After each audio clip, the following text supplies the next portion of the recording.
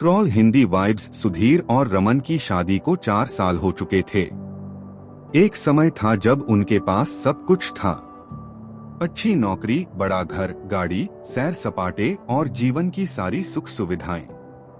सुधीर एक बड़े कंपनी में काम करता था और सुनीता बड़ी खूबसूरती से घर संभालती थी।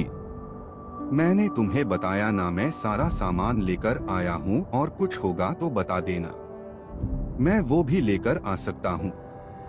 नहीं नहीं, अब और कुछ बाकी नहीं है। आप आराम से बैठिए, मैं आपके लिए चाय लेकर आती हूँ।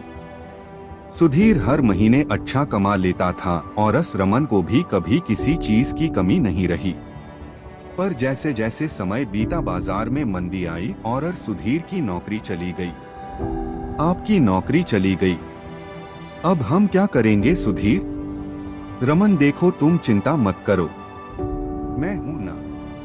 नौकरी जाने की वजह से रमन और सुधीर काफी मायूस हो गए थे, लेकिन इस सब के बावजूद सुधीर ने हार नहीं मानी।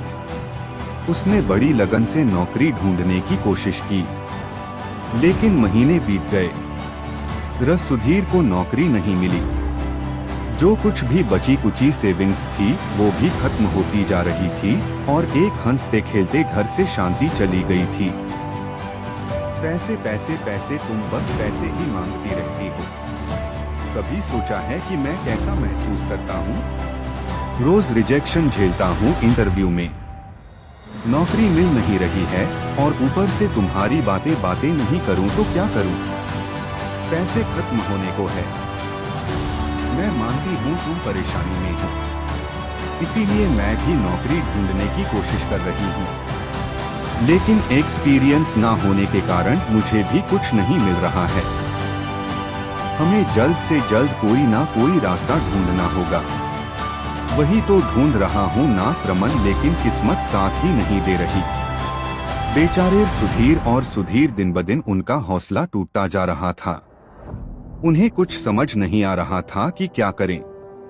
तभी एक दिन सुधीर के हाथ एक पम्पलेट लगता है जिसमें लिखा था कि क्या आप जीवन में कठिन दौर से गुजर रहे हैं? अगर हाँ तो चिंता की कोई बात नहीं।